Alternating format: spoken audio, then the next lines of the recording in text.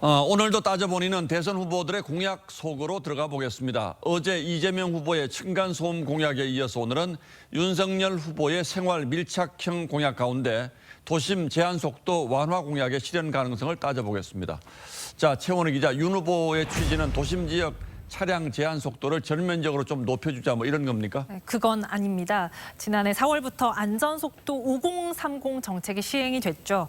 도시 지역의 일반 도로에선 시속 50km, 주택가 등 이면 도로에선 시속 30km 이내로 주행해야 합니다.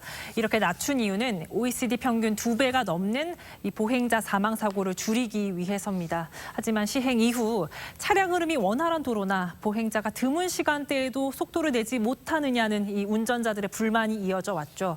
이를 겨냥해서 윤 후보가 개선책을 내놓은 겁니다. 보행자 통행이 불가능한 도로와 같이 속도 제한이 불필요한 경우 60km로 상향하겠다고 했습니다. 그런데 보행자 통행이 불가능한 도로라는 게 구체적으로 어떤 도로를 뜻합니까? 정해진 건 없습니다. 국민의힘 정책본부 관계자는 구체적인 건 논의가 더 필요하다면서 중앙분리대로 막아놓은 도로, 왕복 8차선 도로, 그리고 야간 시간대 한산한 도로 등이 고려될 수 있다고 했습니다. 정부도 이렇게 서울 노들길처럼 자동차 전용 도로에 준하는 도로 등 일부 도로의 속도 상향 필요성에 대해서 공감하고 개선을 준비하고 있는데요. 하지만 그런 도로들이 많지는 않을 거라고 합니다. 얼핏 듣기에는 공약 자체는 그럴듯하게 들리는데 자세히 따져보니까 실효성은 크지 않다 이렇게 들리네요. 윤 후보 측도 이 속도 제한 정책의 큰 틀은 유지해야 한다는 입장입니다. OECD 대부분의 국가들이 하고 있는 정책이기도 하고요.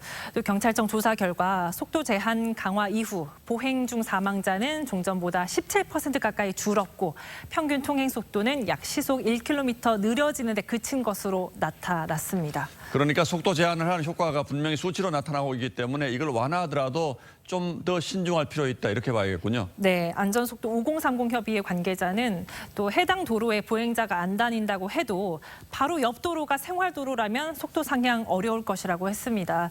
상향 시 오히려 사고 위험이 높아지고 급정거로 인한 교통 흐름 방해가 유발된다는 겁니다. 또 보행자가 많이 안 다니는 밤 시간대에도 속도 제한 완화는 이 운전자들의 혼란을 가중시킬 수 있다는 지적도 있습니다. 실제로 해외에선 이 밤낮 시간대를 구분해서 속도 제한을 했다가 폐지한 곳이 있고요. 윤 후보가 지능형 교통 시스템을 언급하기도 했지만 제대로 갖춰지기까지는 예산과 시간이 아주 많이 듭니다. 교통량에 따라서 신호 체계를 짧게 하거나 약간 길게 하거나 도입이 되는 지역이 있지만 없는 지역이 더 많고 아직 개발하려면 멀었고요. 네, 단순히 시민 불편만 공략하기보다는 안전 어떻게 담보할 수 있을지 좀 더 다각적인 고민이 병행돼야 할 겁니다. 자연스럽게 운전자들이 속도를 줄일 수 있도록 가이드를 해주는 게 가장 중요한 포인트죠. 도로의 구조라든지 표지판이라든지 다양한 기법들. 운전자들이 듣기에는 그럴듯하게 들리는 공약이지만 결론적으로 좀 더 따져보고 발표했으면 좋았겠다 이렇게 정리하겠습니다. 최원희 기자 오늘도 잘 들었습니다.